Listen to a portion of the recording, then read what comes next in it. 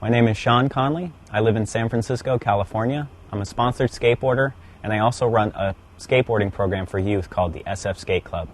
Now, what I'm here today to do is show you how to properly clean and maintenance your bearings. Now, all bearings are different. Usually the price of the bearing has to do with the quality of it. There's a lot of different ABEC bearings, and I think they go from 3 to 7, and there may be some outside of that, but that's usually the numbers that they work with. Now, the best kind of bearings are usually bone Swiss bearings. And when it comes to cleaning your bearings, bone Swiss bearings are usually made so that they can pop the shield off from the bearing, and then you're able to get inside the bearing.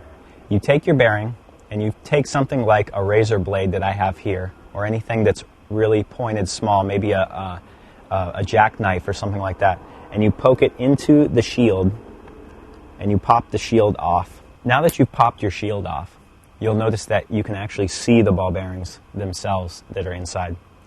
Now, when it comes to Swiss bearings, or bone Swiss bearings, I like to just leave my shield off and let the bearings ride. Now, this does make it so that dirt can get inside of the bearings, but I find with Swiss, it actually makes them a little bit louder, and it gives them kind of a nice feel when you're skating them. So I keep the shields off. And I feel like since the shield is off, it makes it so that the dirt can eventually get out. But when it comes to cheaper bearings, or bearings that need a little bit more precision, that is, you'll want to put the shield back on after you've cleaned the bearing. Now, there's a lot of different speed creams or brands of lubricant that you can buy to put into bearings, but make sure that you buy skateboard lubricant bearing specific lubricant, because I've heard that DW40 doesn't work. I guess it breaks down the plastic that separates the bearings, so you're not going to want to use that. One thing that I've heard that works pretty well is to use a small amount of gasoline and put the bearings, since it's mostly steel, just put the bearings in the gasoline and leave it overnight, and then come back, open them up, take them out of the gasoline, and let them dry.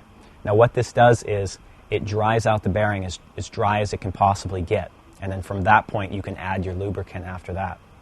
But basically you want to make sure that you keep your bearings out of the rain, out of water, away from sand and dirt and things like that, and that way you'll avoid the problem of getting your bearings too dirty. And this is how you properly maintenance and clean your bearings.